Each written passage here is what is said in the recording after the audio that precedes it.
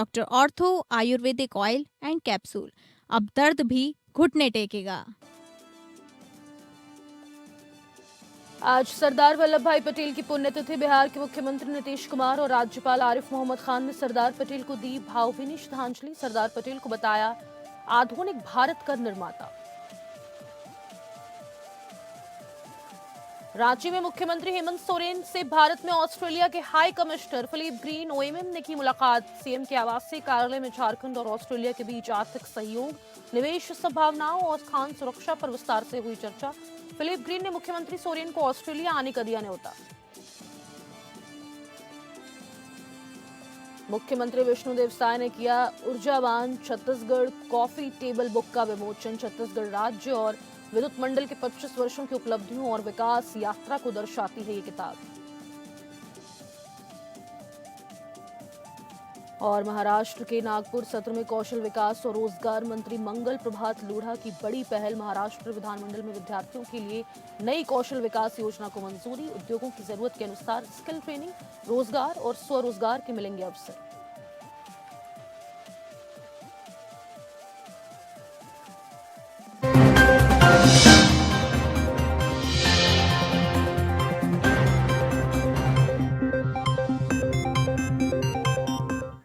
नमस्कार, आप सभी का बहुत बहुत स्वागत है स्टेट लाइव में और मैं हूं आपके साथ अंकिता सिंह। खबरों के सिलसिले में आगे बढ़ेंगे और बात करेंगे झारखंड की खबरों की।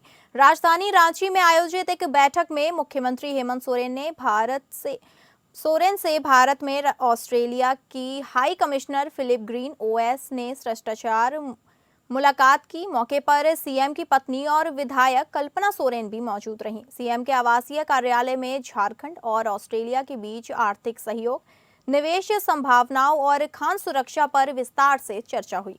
तो सही फिलिप ग्रीन ने मुख्यमंत्री को ऑस्ट्रेलिया आने का न्योता भी दिया। इस विशेष अवसर पर सीएम ने राज्य में उपलब्ध विशाल खनिज संसाधनों, निवेश अनुकूल नीतियों और सरकार की प्राथमिकताओं की जानकारी दी। साथ ही उन्होंने कहा कि झारखंड श्रम आधारित अर्थव्यवस्था से ज्ञान आधारित अर्थव्यवस्था की ओर अग्रसर है और इसमें अंतर्राष्ट्रीय सहयोग अहम भूमिका निभा सकता है। इसी बीच हाई कमिश्नर ग्रीन ने बताया कि ऑस्ट्रेलिया में भी बड़ी जनजातीय आबादी है और उनके सर्वांगीण विकास के लिए कई पहल की जा रही हैं। ऐसे में मुख्यमंत्री ने इसे झारखंड जैसे राज्य के लिए प्रेरणादायक बताया। आपको बता दें, इस बैठक में खान सुरक्षा, सुरक्षित खनन की आधुनिक तकनीकों और खनन के बाद भूमि पुनर्विकास की नीति पर भी चर्चा हुई। मुख्यमंत्री ने ऑस्ट्रेलिया द्वारा अपनाए गए खनन मॉडल और स्थानीय समुदाय को लाभ पहुंचाने की नीति को सराहना की। उन्होंने कहा, झारखंड भी ऐसी नीति पर अग्रसर है और अनुभवों के आदान प्रदान से राज्य को लाभ मिलेगा।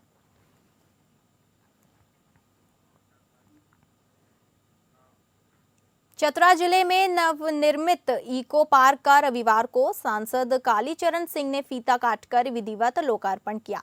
इस अवसर पर सिमरिया विधायक उज्जवल दास, उपायुक्त कीर्तिश्री क्षेत्रीय मुख्य वन संरक्षक आरएन मिश्रा, दक्षिणी वन प्रमंडल के डीएफओ मुकेश कुमार, उत्तरी वन मंडल के डीएफओ राहुल मीना सहित वन विभाग एवं जिला प्रशासन के कई वरीय अधिकारी उपस्थित रहे।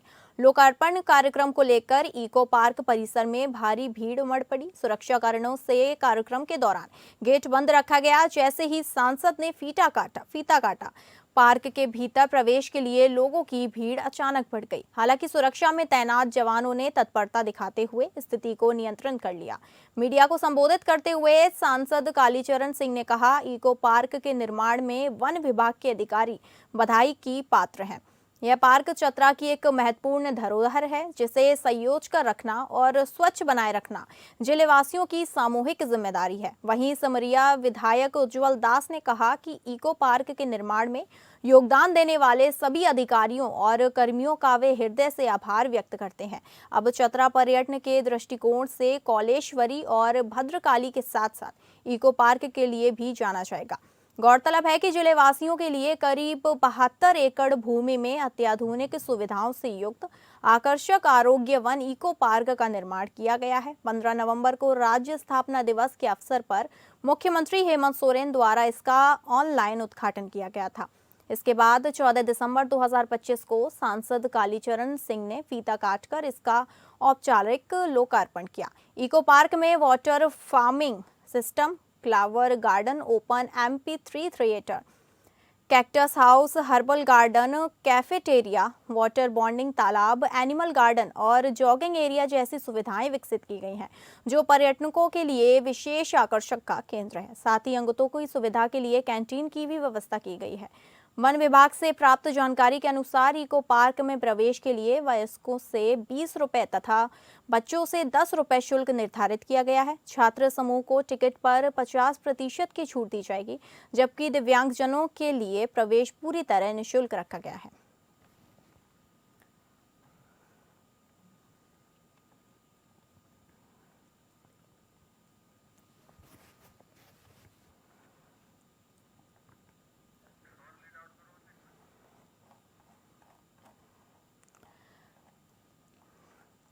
आपको बता दें, इको पार्क में water forming system, flower garden open MP3 theatre, cactus house, herbal garden, cafeteria, water bonding तालाब, एनिमल गार्डन और जॉगिंग एरिया जैसी सुविधाएं विकसित की गई हैं, जो पर्यटकों के लिए विशेष आकर्षण का केंद्र हैं। साथ ही अंगतों की सुविधा के लिए कैंटीन की भी व्यवस्था की गई है। वहीं वन विभाग से प्राप्त जानकारी के अनुसार इको पार्क में प्रवेश के लिए वयस्कों से 20 रुपए तथा बच्चों से 10 रुपए शुल्क निर्धारित किया गया है। छात्र समूह को टिकट पर 50% की छूट दी जाएगी, जबकि दिव्यांगजनों के लिए प्रवेश पूरी तरह निःशुल्क रखा गया है।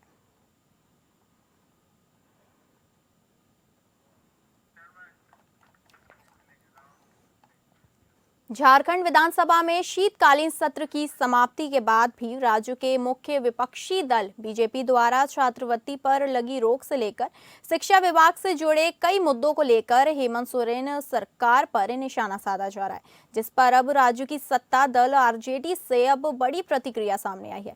दरअसल देवघर विधायक सुरेश पासवान ने इसी संबंध में हमारी संवाददाता तृप्ति सिंह से खास बातचीत की। इसी दौरान उन्होंने थैलीसीमिया पेशेंट के इलाज को लेकर कांग्रेस विधायक दल के नेता प्रदीप यादव और स्वास्थ्य मंत्री इरफान अंसारी के बीच खींचतान की खबरों पर अपनी बात रखी, तो वहीं केशद्रांश की कमी पर भी चर्चा हुई। किसी तरह का कोई बात नहीं है, कोई विचार नहीं सत्र है। के बीच ही कांग्रेस के दो नेता एक साथ भिड़ जाते हैं। विधायक दल के नेता प्रदीप यादव उधर स्वास्थ्य मंत्री भिड़ जाते हैं कुछ राज्य के ही मुद्दे पर। कुछ लोगों को रहता है, थोड़ा सा इसमें देखना पड़ता है। उसमें हुआ है क्या कि मुद्दा को लेकर के तो सब लोग बात करते ही हैं, तो सटीक जवाब मिलता ही है। उसमें से कुछ कमी रहती है जिसके कारण इस तरह का बात है, लेकिन अच्छा, वैसा विपक्ष ने जो सवाल वैसा कोई बात नहीं है। हम लोग सब चट्टानी अच्छा विपक्ष ने जो सवाल किया, कई मुद्दे पर छात्रवृत्ति पर रोक लगाई गई, कई तरह के मामले उठाए और केंद्रांश की कमी सत्ता पक्ष कह रही है। तो हम आपसे जानना चाहेंगे, ये जो केंद्रांश की कमी का जो आरोप लगाया गया है कि सौतेला व्यवहार किया जाता है, उपयोगिता प्रमाण पत्र क्यों नहीं दी जाती? केंद्र सरकार का जो योजना है उसमें आप फंड नहीं दीजिएगा, विकास के लिए आप जो यहाँ का मुद्दा है उस मुद्दा पर जो है आप पैसा नहीं भेजिएगा तो विकास कैसे होगा? अच्छा, वित्त मंत्री ने कहा कि 47,000 करोड़ में से 30,000 करोड़ तो मिल गए और अभी विपक्ष कह रही है कि 30,000 करोड़ ऑलरेडी मिल गया है, जो 28,000 करोड़ आसपास बाकी है, तो अभी 4 महीने बाकी है तो और मिलेंगे, उपयोगिता प्रमाण पत्र दिखाया जाएगा, मिलेगा। निश्चित तौर पर देखिए, वो तो है सरकार का जो सिस्टम है, नियम है, जो कानून है उसके अनुसार तो करना ही पड़ेगा, लेकिन समय सीमा के अंदर फंड आ जाए, समय सीमा के अंदर पैसा आ जाए तो विकास करने में कोई कोताही नहीं होगी। 2026 को लेकर किस तरह की क्या ब्लूप्रिंट कोई तैयार है हेमंत सरकार के पहले वर्ष के दूसरे वर्ष का? 2026 के लिए सारा आंकड़ा तैयार है और विकास जहां जहां जो होना है निश्चित तौर पर होगा। जो भी बकाया है छात्रवृत्ति पर जो रोक लगेगी वो रोक लगी है वो हटेगी और सारे जितनी भी बकाया है वो केंद्र का फंड आने पर। जिला दस्तावेज नवीस संघ के सदस्य पुरानी कचहरी स्थित निबंधन कार्यालय के समक्ष अनिश्चितकालीन धरने पर डटे हुए हैं। संघ का आरोप है कि निबंधन पदाधिकारी द्वारा नियमों की अनदेखी की जा रही है, जिससे न केवल आम जनता को भारी परेशानी हो रही है बल्कि सरकार को प्रतिदिन लाखों रुपए का राजस्व नुकसान उठाना पड़ रहा है। धरना स्थल पर संघ के अशोक कुमार यादव ने बताया कि ये आंदोलन अब 18वें दिन भी बेअसर रहा है और अब तक कोई जिम्मेदार अधिकारी वार्ता के लिए नहीं आए।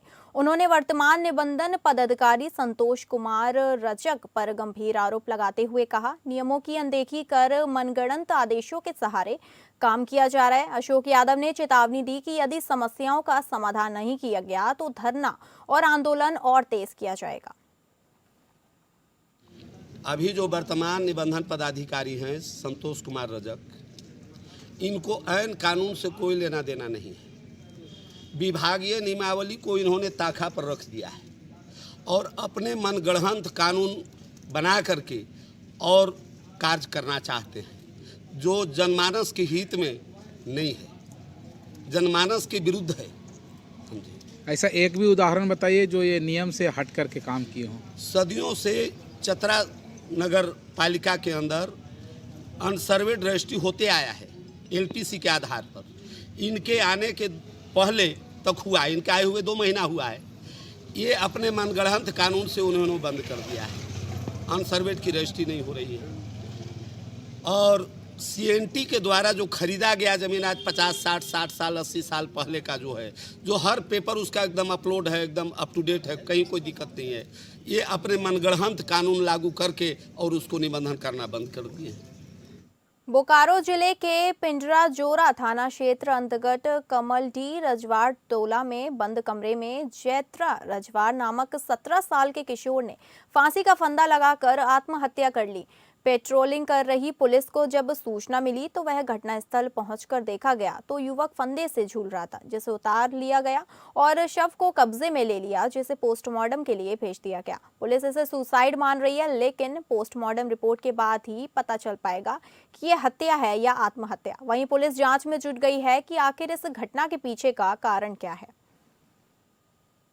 रजवाड़, उम्र 17 वर्ष, पिताजी मिहिर रजवाड़, साकिन कमलडी रजवाड़ टोला। हम लोग को सूचना मिला, पेट्रोलिंग में थे, हम लोग को सूचना मिला कि कमलडी में कोई फांसी लगाकर कोई लटका हुआ है, तब हम लोग आए। पश्चिमी सिंहभूम में 8 दिसंबर को चक्रधरपुर खरसांवा मार्ग पता गांव और तोरलो में लूट को अंजाम देने वाले 3 आरोपियों को चाईबासा पुलिस ने गिरफ्तार कर लिया है। इस कांड में इस्तेमाल की गई सिल्वर कलर की ऑल्टो कार, 2 कट्टा और कारतूस भी पुलिस ने बरामद किया। गुप्त सूचना के आधार पर पुलिस ने चक्रधरपुर मार्ग सारदा गांव के पास सरोज बोधरा, श्यामलाल कराई और सिकंदर केराई, इन तीनों अपराधियों को गिरफ्तार किया है।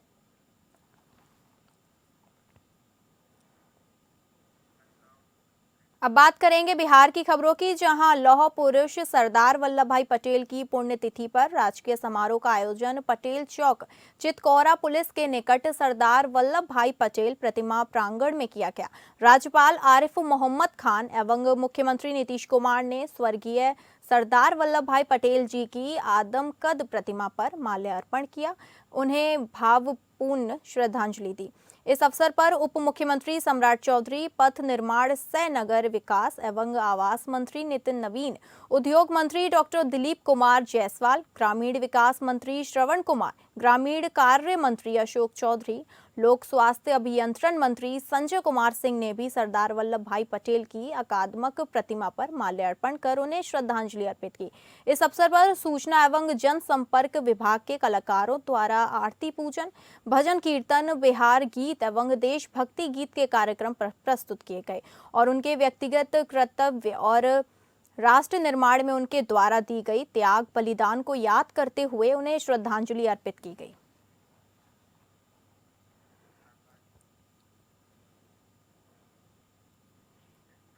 मुजफ्फरपुर में गरीबी से तंग आकर एक पिता ने अपने 3 बेटियों के साथ फंदे से लटक कर जान दे दी। वहीं 2 मासूम बेटों को भी करने की कोशिश की, लेकिन दोनों मासूम बच्चे बच गए। घटना सकरा थाना क्षेत्र के नवलपुर मिश्रोलिया वार्ड नंबर 4 की है। बताया जाता है कि नवलपुर मिश्रोलिया वार्ड 4 के निवासी अमरनाथ राम, जो मजदूरी करते थे, घर में अपने 5 बच्चों के साथ रहते थे। साल पहले उनकी पत्नी की मौत हो चुकी है। अमरनाथ राम ने अपनी 3 बेटी अनुराधा, शिवानी और राधिका के साथ घर में फंदे से लटक कर सुसाइड कर लिया। वहीं 2 मासूम बेटे शिवम और अभिराज को भी मारने की कोशिश की, लेकिन दोनों बच गए। एक ही परिवार के 4 लोगों की मौत से इलाके में सनसनी फैल गई। स्थानीय लोगों के अनुसार बच्चे चिल्ला रहे थे, तभी जब वहां घर में जाकर देखा तो फंदे से लटके हुए 4 लाशें दिखाई दी। इसके बाद सूचना न्यायिक स्थानीय सकरा थाना की पुलिस को दी गई। मौके पर पहुंची पुलिस मामले की तफ्तीश में जुट गई।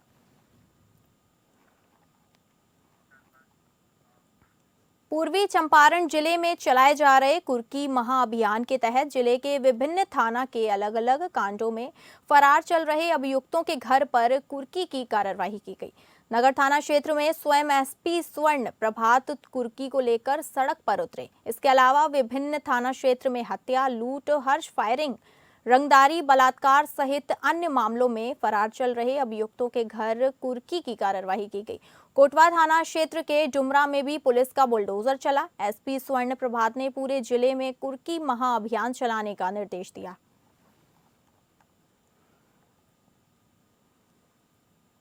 कारोबार करने वाला एक अपराधी जिस पर माननीय न्यायालय से कुर्की प्राप्त हुआ है, आज उसके घर की कुर्की हम लोग करने जा रहे हैं। आप देख सकते हैं कि इस गांव में ये बड़ा सा महलनुमा घर जो है उसने अवैध संपत्ति अर्जित की है नशे के। विगत कुछ दिनों से दीघा थाना अंतर्गत अवैध देशी शराब के क्रय विक्रय की सूचना प्राप्त हो रही है। सूचना के बाद वरीय पुलिस पदाधिकारी के निर्देशन में विशेष छापेमारी दल का गठन किया गया। गठित टीम द्वारा सूचना संकलन के आधार पर 120 लीटर अवैध देसी शराब बरामद करते हुए एक विधि विरुद्ध बालक को निरुद्ध किया गया और शराब ले जाने वाले एक स्कूटी को जब्त किया गया। वहीं कल 200 लीटर अवैध देशी शराब के साथ एक अभियुक्त को गिरफ्तार किया करते हुए परिवहन में प्रयुक्त एक स्कॉर्पियो वाहन को भी जब्त किया गया। वरीय पुलिस अधीक्षक भागलपुर के निर्देश अनुसार जिले में अवैध शराब, आर्म्स व मादक पदार्थों की बरामदगी के साथ साथ चोरी एवं छितनई की घटनाओं पर अंकुश लगाने के लिए लगातार सघन गश्ती और हॉटस्पॉट पर छापेमारी अभियान चलाया जा रहा है। इसी क्रम में तकनीकी अनुसंधान के आधार पर सूचना प्राप्त हुई कि औद्योगिक प्रक्षेत्र थाना अंतर्गत वांछित अभियुक्त सन्नी कुमार एवं गणेश कुमार बड़ी खंजरपुर दुर्गा मंदिर के पास, जबकि संतोष कुमार उर्फ गेरुआ यादव उर्फ छोटू यादव रानी तालाब के पास छिपे हुए हैं। सूचना के सत्यापन एवं आवश्यक कार्यवाही के लिए त्वरित छापेमारी करते हुए तीनों अभियुक्तों संतोष कुमार उर्फ गेरुआ यादव उर्फ छोटू यादव, गणेश कुमार भगत एवं सन्नी कुमार को विधिवत गिरफ्तार कर लिया गया। गिरफ्तार अभियुक्तों से इस घटना में शामिल अन्य अपराधियों की संलिप्तता को लेकर पूछताछ की जा रही है तथा आगे की कानूनी कार्यवाही जारी है। जहां छत्तीसगढ़ के मुख्यमंत्री विष्णुदेव साय ने रायपुर स्थित नवीन विधानसभा परिसर में छत्तीसगढ़ विद्युत मंडल की ऊर्जावान छत्तीसगढ़ कॉफी टेबल बुक का विमोचन किया। यह पुस्तक छत्तीसगढ़ राज्य और विद्युत मंडल की 25 वर्षों की उपलब्धियों और विकास यात्रा को दर्शाती है। मुख्यमंत्री ने कहा, यह पुस्तक ऊर्जा क्षेत्र में हुई बुनियादी बदलावों, अधोसंरचना विकास और 32,000 मेगावाट विद्युत उत्पादन क्षमता सहित राज्य के बिजली क्षेत्र में हुए व्यापक सुधारों का सजीव दस्तावेज है। इस अवसर पर विद्युत मंडल के वरीय अधिकारी और ऊर्जा विभाग के अधिकारी मौजूद रहे। बिहार सरकार में पथ निर्माण विभाग तथा नगर विकास एवं आवास मंत्री नितिन नवीन को बीजेपी का राष्ट्रीय कार्यकारी अध्यक्ष नियुक्त किया गया है, जिससे भारतीय जनता पार्टी छत्तीसगढ़ में भी उत्साह का माहौल है। मुख्यमंत्री विष्णुदेव साय सहित सभी विधायकों और भारतीय जनता पार्टी पदाधिकारियों ने उन्हें बधाइयां देकर शुभकामनाएं दी। दरअसल नितिन नवीन छत्तीसगढ़ के प्रभारी भी रह चुके हैं। 2021 से 2024 में छत्तीसगढ़ राज्य में सह प्रभारी के रूप में संगठन ने उन्हें एक बड़ी जिम्मेदारी दी, जिसका उन्होंने बखूबी निर्वहन किया और 2024 में छत्तीसगढ़ राज्य में लोकसभा चुनाव प्रभारी बनाए गए और उनके नेतृत्व में छत्तीसगढ़ में 10 लोकसभा क्षेत्र में जीत भाजपा को मिली। अब बात करेंगे मध्य प्रदेश की खबरों की। मध्य प्रदेश सरकार के लोक निर्माण विभाग मंत्री एवं नर्मदापुरम जिले के प्रभारी मंत्री राकेश सिंह रविवार को जिले के दौरे पर रहे। इस दौरान उन्होंने प्रदेश में मोहन सरकार के 2 वर्षों के कार्यकाल में किए गए विकास कार्यों को लेकर पत्रकारों से चर्चा की और प्रेस वार्ता को संबोधित किया। प्रेस वार्ता में प्रभारी मंत्री ने बताया कि बीते 2 वर्षों में प्रदेश में सड़क, आवास, शिक्षा और स्वास्थ्य के क्षेत्र में व्यापक विकास कार्य किए गए हैं, जिनका लाभ आम जनता को मिल रहा है। अडानी पावर अनूपपुर कोतमा परियोजना को लेकर किसानों का आंदोलन तेज हो गया है। प्रभावित किसान अब कंपनी के मुख्य गेट पर धरने पर बैठ गए। किसानों ने कंपनी पर अत्यधिक ब्लास्टिंग कर आसपास के गांव के मकानों को नुकसान पहुंचाने का गंभीर आरोप लगाया है। उमरदा, महटोलिया, महौली और छटई सहित कई गांव के किसान यूनियन संघ के नेतृत्व में अडानी पावर अनूपपुर के गेट पर शांतिपूर्ण धरना दे रहे थे। किसानों का कहना है कि बार-बार ज्ञापन देने के बावजूद उनकी 22 सूत्रीय मांगों पर अब तक कोई ठोस कार्रवाई नहीं हुई। धरनारत किसानों का आरोप है कि कंपनी द्वारा की जा रही तेज और अत्यधिक ब्लास्टिंग से आसपास के गांव के घरों की दीवारों में दरारें आ रही हैं, छतें कमजोर हो रही हैं और ग्रामीण दहशत में हैं। ब्लास्टिंग के कंपन से कुएं और ट्यूबवेल सूख रहे हैं। बुजुर्गों और बच्चों की सुरक्षा को लेकर चिंता बढ़ गई है। किसानों की चेतावनी साफ है, अगर उनकी मांगों पर जल्द कार्रवाई नहीं हुई तो आंदोलन और उग्र हो सकता है। अब देखना होगा कि अडानी पावर प्रबंधन और प्रशासन इस पूरे मामले में क्या कदम उठाते हैं।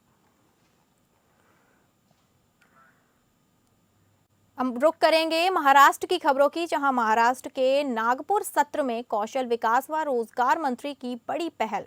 महाराष्ट्र विधानमंडल के हिवांडी सत्र के दौरान कौशल विकास, रोजगार, उद्यमिता एवं नवाचार मंत्री मंगल प्रभात लोढ़ा ने राज्य के विद्यार्थियों के लिए एक महत्वपूर्ण योजना प्रस्तुत की, जिसे सदन ने मंजूरी दे दी है। मंत्री लोढ़ा ने बताया कि इस योजना के तहत विद्यार्थियों को उद्योगों की जरूरत के अनुसार स्किल ट्रेनिंग दी जाएगी। पढ़ाई के साथ साथ उन्हें व्यवहारिक प्रशिक्षण, रोजगार और अप्रेंटिसशिप के अवसर भी मिलेंगे। इसके अलावा युवाओं को स्वरोजगार और उद्यमिता के लिए भी प्रोत्साहित किया जाएगा। महाराष्ट्र के भिवंडी शहर के गायत्री नगर, फातिमा नगर स्थित 100 फीट रोड इलाके में भंगार के कई गोदामों में भीषण आग लग गई। तेज हवाओं के चलते आग तेजी से फैल गई और आसपास के दर्जनों गोदाम प्रभावित हुए। हादसे में पीछे मैदान में पड़ा भारी मात्रा में भंगार का सामान भी जलकर खाक हो गया, जिससे लाखों रुपए से नुकसान की आशंका जताई जा रही है। आग की ऊंची ऊंची लपटें और काले धुएं का गुब्बार दूर दूर तक दिखाई दिया, जिससे पूरे इलाके में अफरा तफरी मच गई। सूचना मिलते ही भिवंडी निजामपुर महानगर पालिका का दमकल विभाग और पुलिस की टीमें मौके पर पहुंची। 2 से अधिक फायर ब्रिगेड गाड़ियों ने कड़ी मशक्कत के बाद आग पर काबू पाया। अब बात करेंगे पंजाब की खबरों की, जहां अमृतसर के मजीठा से गुंडागर्दी की सनसनीखेज तस्वीरें सामने आई हैं। पैसे न देने पर एक गैंगस्टर ने युवक के पुराने कार शोरूम में आग लगा दी। आगजनी का वीडियो और धमकी भरा ऑडियो भी अब सामने आ चुका है। बताया जा रहा है कि रात में ड्यूटी पर तैनात बुजुर्ग चौकीदार पर गोलियां चलाकर जान से मारने की कोशिश की गई। हालांकि चौकीदार ने भागकर किसी तरह अपनी जान बचा ली। पीड़ित कंवलप्रीत सिंह गिल का आरोप है कि अमन गोटा नाम का गैंगस्टर कई दिनों से फोन कर पैसों की मांग कर रहा था। कई बार पुलिस में शिकायत के बावजूद धमकियां जारी रहीं, जिससे इलाके में दहशत का माहौल बना हुआ है।